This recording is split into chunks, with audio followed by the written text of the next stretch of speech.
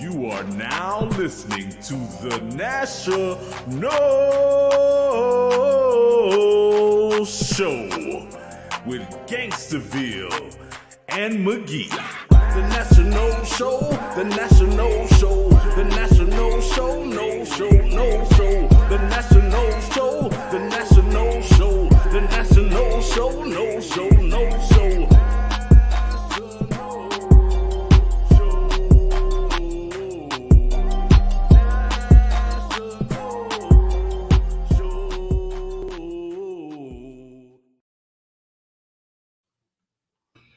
All right, Nole Nation. This is the NatioNole Show with Gainstaville and Magee.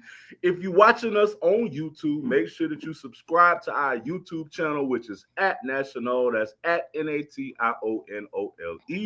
For IGX and all the other links, you can catch our link tree, which is linktree.com/NatioNole Show. That's NatioNoleshow. You can go directly to the source, nationole.com. That's NatioNole.com for the latest show, for some dope merchandise, and for all of our social media links. Also, make sure that you check us out on Spotify. We have our new Spotify links up in our profiles. You can catch the audio, catch the visual, the live show, the repeat, all of that, baby. We are everywhere. Tell a friend to tell a friend to tell a friend, because the season about to begin and we already in. Oh, man. There's two hosts on this show. There is two days until we got football, baby. Oh man. Football. Thank goodness we played this weekend and we don't have to wait an additional 7 days. Right. We've been good about that the last couple of years. We're always scheduling a game, whether sometimes it's neutral site, but often we're hosted. It's a scheduling advantage for us to host home games early in the season, especially if we can get some of the better teams to come in, because it's hard to play in Tallahassee, Oh yeah, definitely, bro, definitely. That humidity is no joke. Oh man, yeah. We getting some of it this way with the heat. We got like 100 plus degrees with 30-40% humidity, and it is killer. My guy, it's summertime and I live in Miami. I don't want to hear it. Oh man, yeah. It's the humidity capital of the world, right? Oh man, yeah. All good. It's about to be perfect for like 9 months, so all good. But that's where I'm at. I am in magical Midtown Miami. I am inside of HGAB Studios. It is exactly where you should be making your magic, and if you need anything, these are the people to interact with. They are your collaborators, your professional collaborators waiting to help you with whatever you're bringing to, whether it's screen or audio or whatever you need, here or off property. These guys are great. It's right next door to the Coral Boutique. If you're into rare fish or coral or aquariums, thecoralboutique.com is the spot. I just had a killer smoothie from this little food truck called Crafty. It's brilliant. It's like the coolest little concept. It's all homage to different genres of film. It's like it's like a take on craft services. It's really dope. Really dope. Midtown Miami's great. You got to come visit soon. Definitely. Yeah, man. And it's always Merch God Magee. This is my first time rocking my new Florida State hoodie. A new Florida State hoodie. Champion made a little something. It's nice and soft. It is super comfy. I love it already.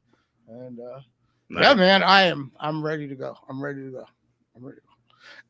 We don't really have time for Pro No Report. That's why we did it in the last episode. Today is all about kickoff. But we're playing football 2 days.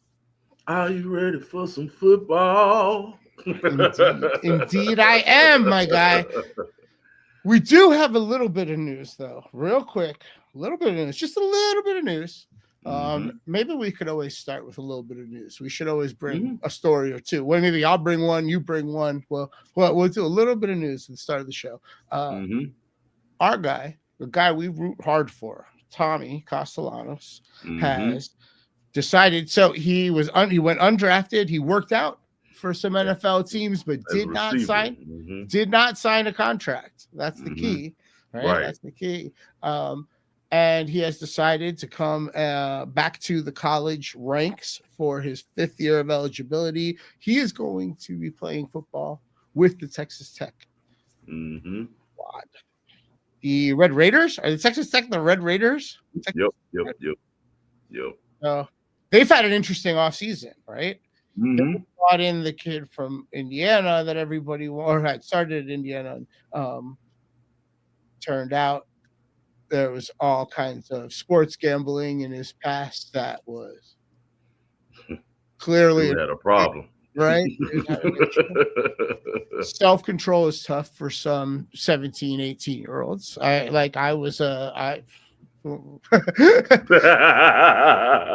Bro, I'm 47. I still got issues with self-control. So I mean, I get it. I understand how you could be in that situation. You know, did you have a tattoo bet once upon a time? I can't. I'm not tall enough to get it in camera, but yeah, I got the tattoo. I got the tattoo to prove it.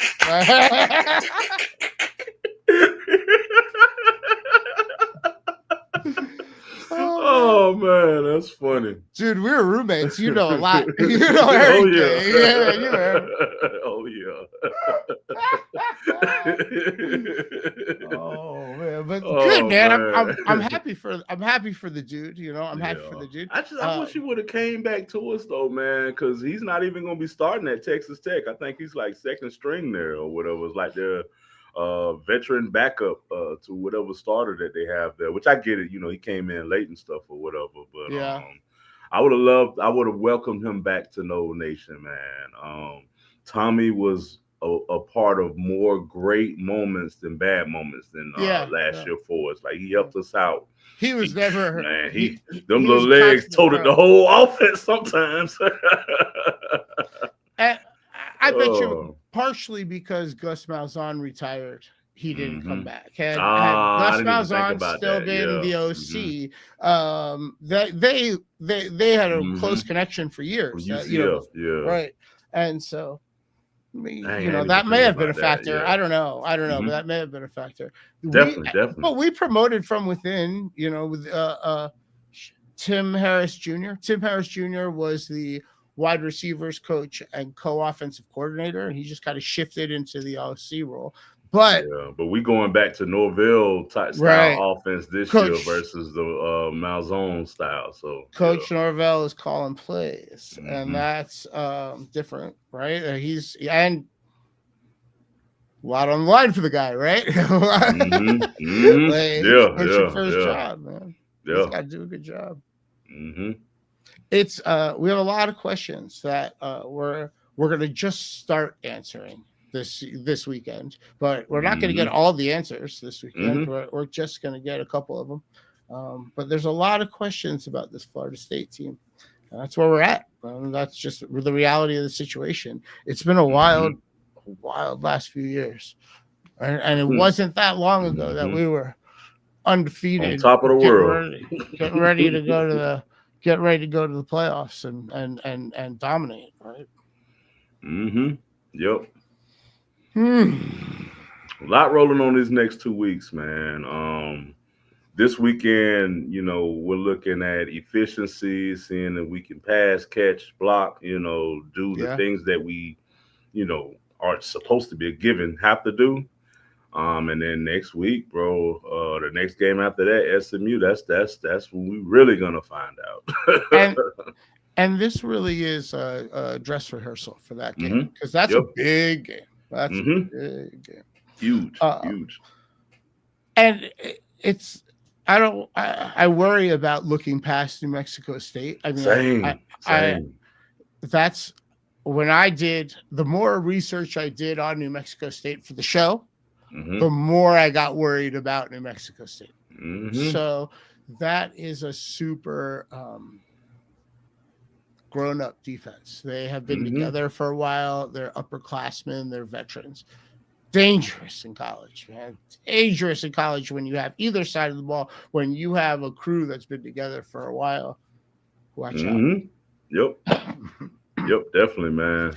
The other thing is on offense, they got a new offensive coordinator, or they switched their system or whatever that is, but they brought in a quarterback who's had success at a lower division at Furman, and now Mm-hmm. and they brought in a ton of transfers on the offensive line. They got much bigger on offensive line, and they got like a big dude to tackle. They got like a 315, 6'7" or something guy that's like Mm-hmm. getting looks at the next level type of tackle.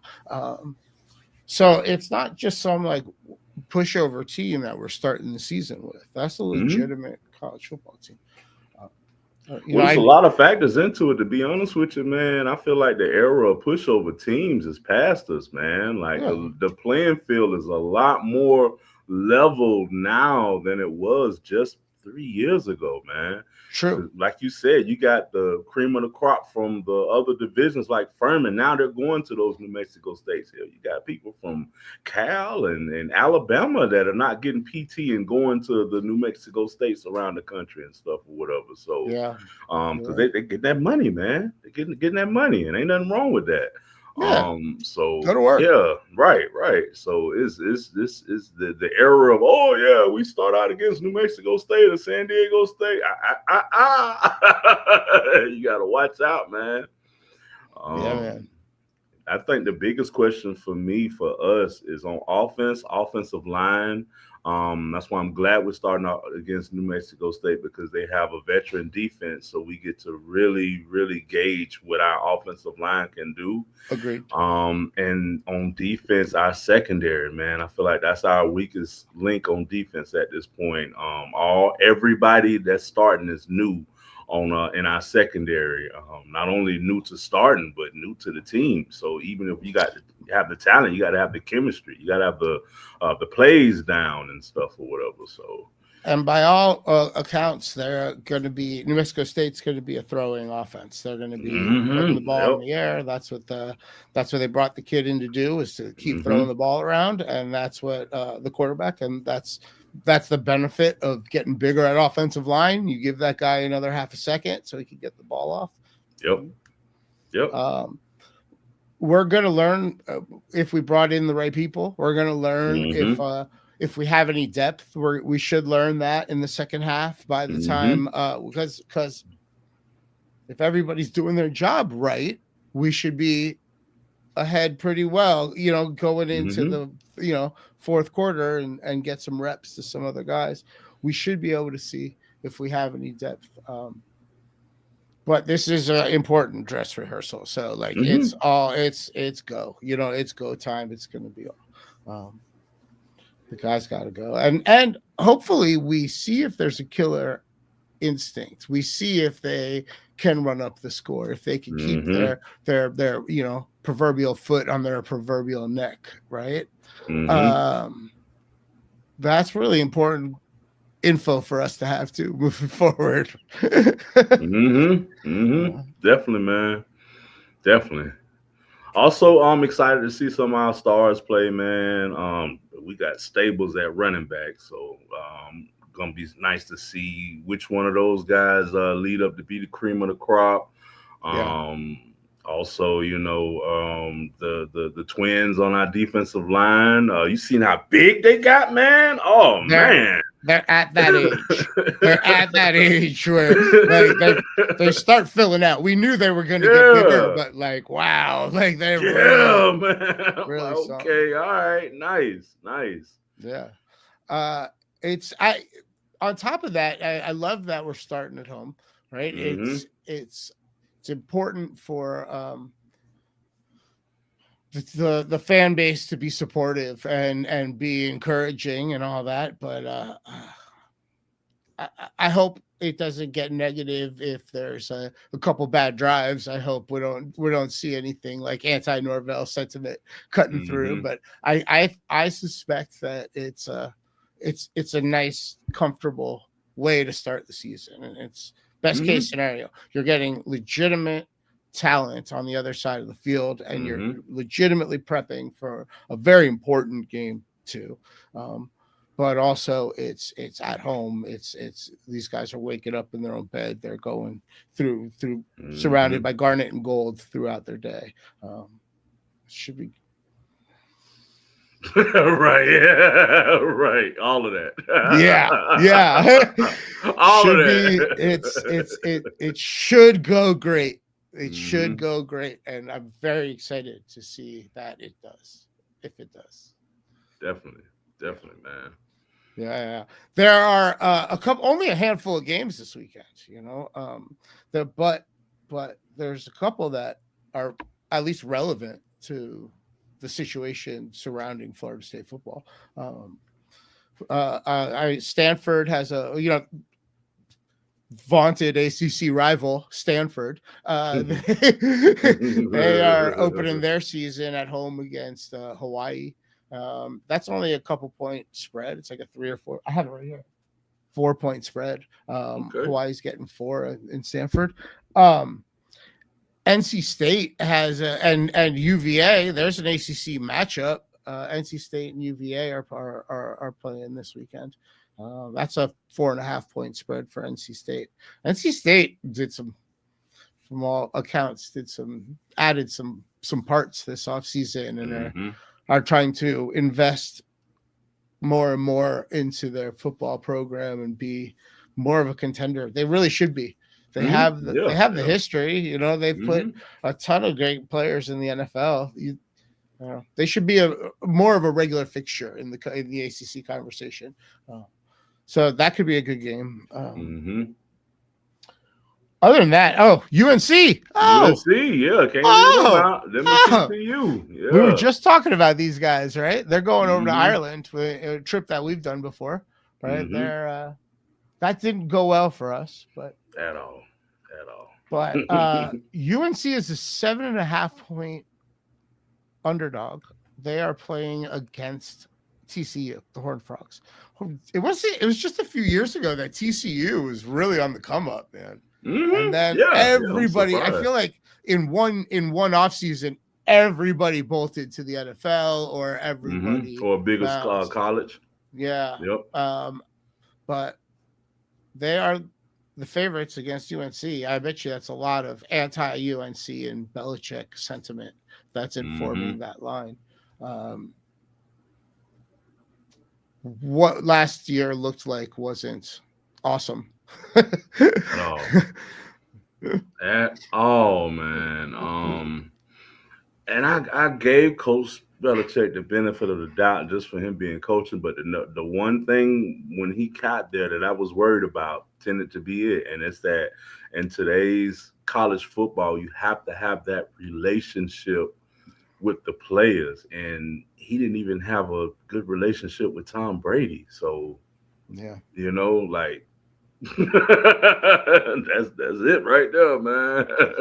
The most successful coaches in college football are the Lane Kiflin's, the guys who go the Signettis, the guys who are standing on the line with their players. They're right there now, man. Nowadays, in this era of college football. This era, yep. You might have been able to be that hard ass, top down guy, back in the day. Coaches aren't wearing fedoras on the sidelines anymore. Right. It's a different time. Right. Yeah, and it was easier back then, because back then, once you signed that letter, you was there for 4 years. You couldn't go nowhere unless the coach signed off on it. And then half the time, even if you did, you had to go to a JUCO college and then come back to another school or whatever. Be like Cam Newton or whatever. Nowadays, you can just go. Belichick didn't even come from that world, though. Belichick came down from the NFL, where it was just all business and contracts and all that stuff. And I don't know. It was always an uncomfortable announcement. Like, he's going to college. Like, it made sense. If he was going to coach at college, it made sense to go to UNC or some school like, similar. That part wasn't the surprise that it was UNC for me. the surprise for, I mean, they had just had Mac Brown, essentially college Bill Yeah. Belichick, right? Right. But the surprise part was that he even went to college. It just never really made sense. Yeah, we'll find out about it in a book 10, 15 years from now. Because it got to be something else going. Because there wasn't no opportunity in the NFL for him. Nobody was hiring him, and that was shocking in my eyes. It's like it's something else going on here. Because there were jobs available that we just Plenty. assumed he might get, or jobs that were going to become available because he was available. Yep. It was a trip, but it's just been a strange, like, weird story after weird story after weird story after weird story. And now, like, his son has disappeared from the coaching staff, and his homie, who was the general manager, is gone, under wild circumstances. It's just so. Let me ask you. We got two coaches in the ACC that it's essentially on the quote unquote hot seat. Who's coaching later in the season? Who's fired first? I'm sorry. That's how I should have asked it. Yeah. Who's fired first? Coach Belichick at UNC or Coach Norvell at Florida State? Oh man, you might as well throw in Clemson too, man. You forget, right? Look at you with the wild card. You're like, what if I? Right. What if I got this? All right, there you go. Out of those three, who's the first coach fired in the ACC? That's really the question. Who's the first coach fired in the ACC? It may be Florida. It may be Norvell, bro. Just looking at the schedule, man, because like say we don't win at SMU and then we lose to Alabama, and then it's like it's a business decision at that point. You have to then fire him to get the fan base back at that point, because fan base is gonna go crazy if we lose to SMU and then like get blown out by Alabama. Fan base is getting crazy. Like, just to give you, Donald's not even going to the game this weekend, bro.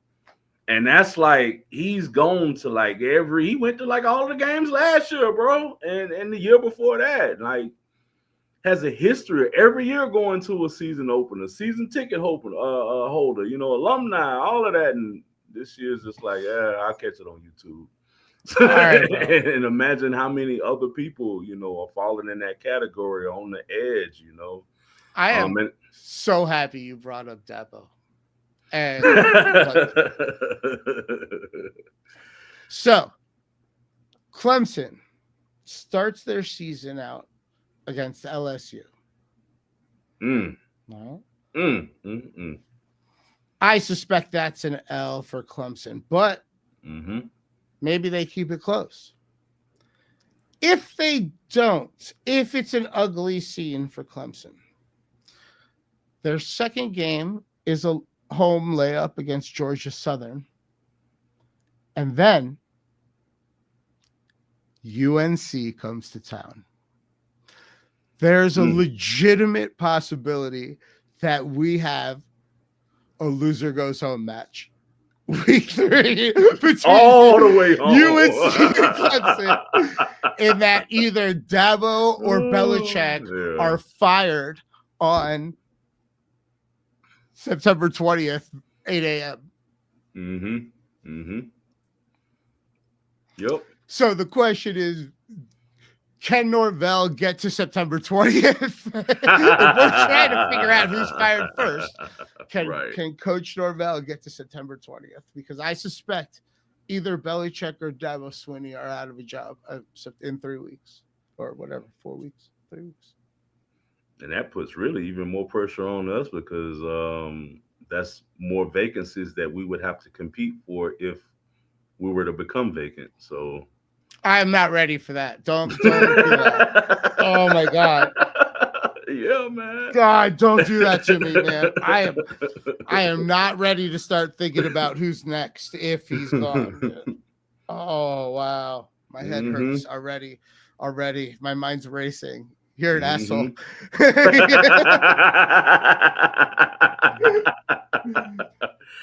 Oh man, so yeah, and that's what the race could be. Could be we gotta, it's not looking good. Let's get this vacancy so we can get it filled with our person before someone takes our person, type thing or whatever. And I'm like you, dude. Like outside of Jimbo Fisher, I have no idea who we could bring in. There's no way. Now, Jimbo could come back as like interim for the remainder of the season or some shit like that. That maybe, but I don't see. I think Jimbo that's why ever. that's why we hired Hermaine or Herman or whatever the coach is. That's our guy to coach us if they get rid of Norvell for the season or whatever. Yeah. Every team has the break glass in case of emergency. Yeah, right. But after there's no way Jimbo's coming back, right? I don't know, bro. I 50-50. I give it 50. It ended so weird. But he was like the chosen son. Like, you remember he was on Bobby's staff for years, and then he took over. And there was some good times, man. Things were nice.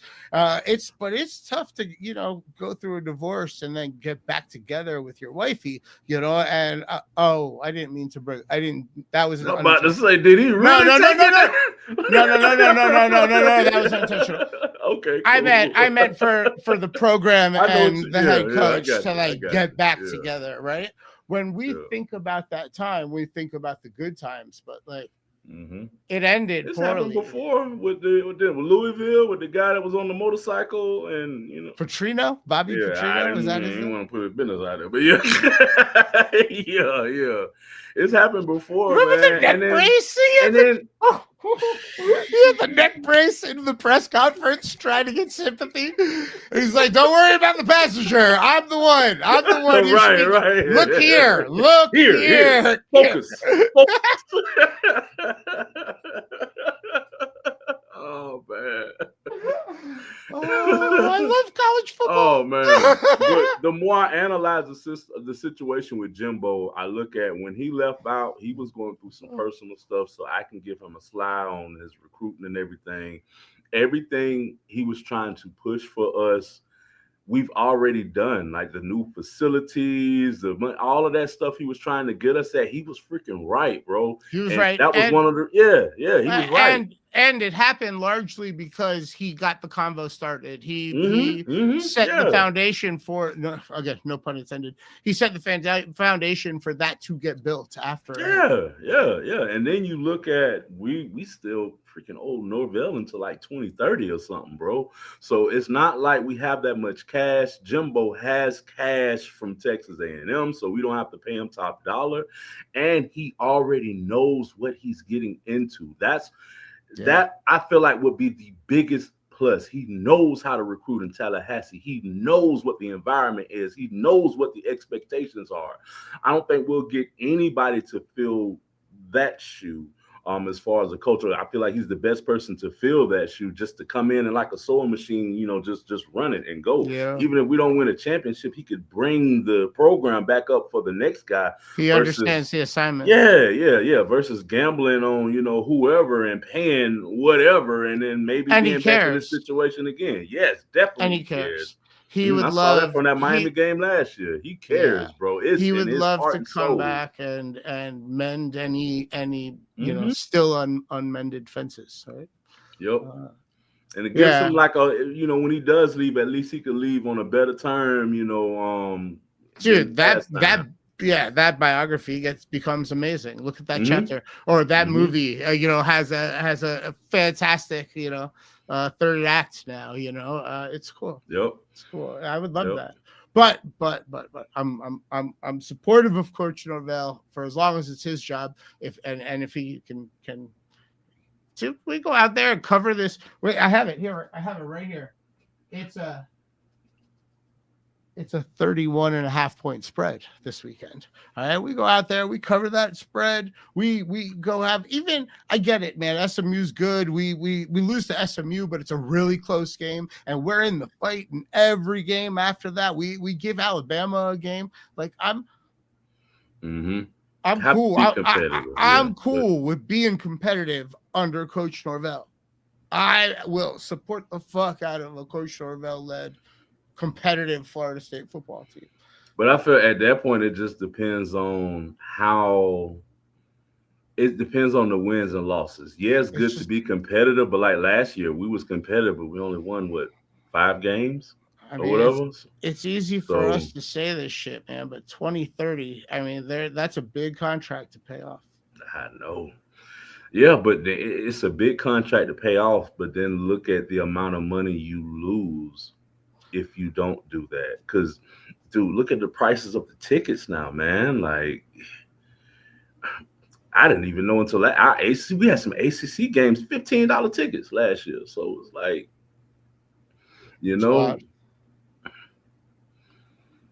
it's wild, man. It's wild times. But I think we could start off well. We're set up. We're set up for him to have success, but he has to have it. Has to.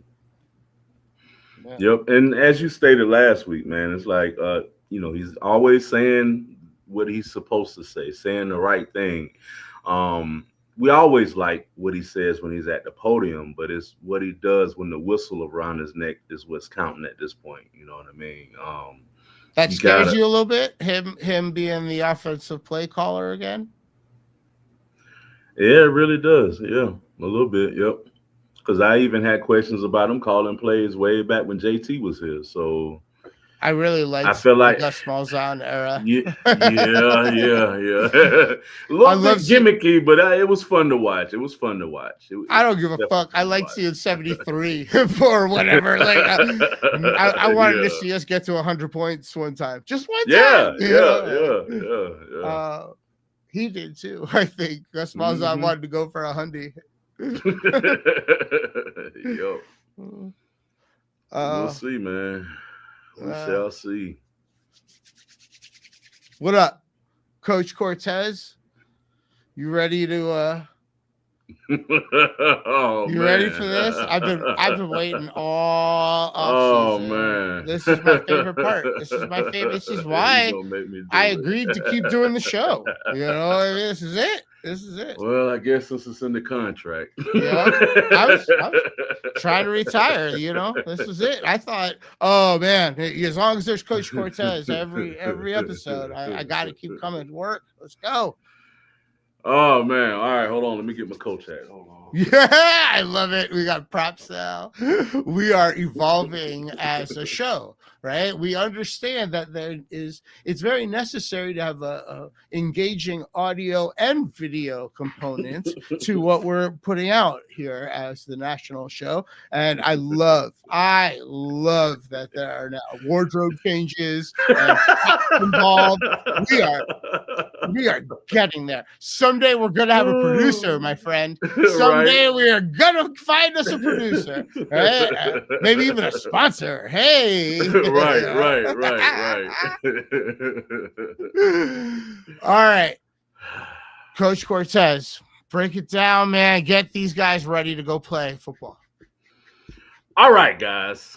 We know it's the first game of the year. We have to show the nation what we are made of, and we have the stage of the nation in front of us. I don't care who else is playing.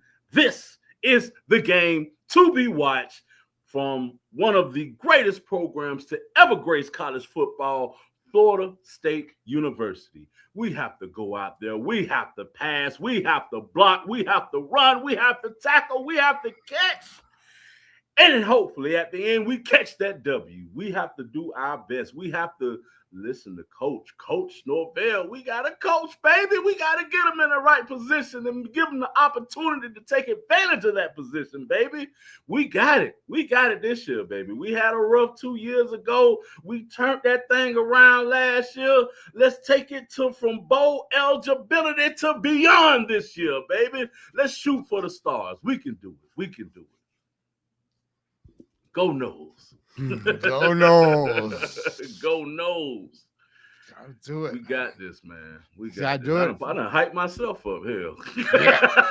I was ready to grab my helmet. Let's go. Right. Gotta do it for No Nation. Gotta do it for Tallahassee. Gotta do it for yourselves. Yep. Big game. Big game. All right. This was awesome.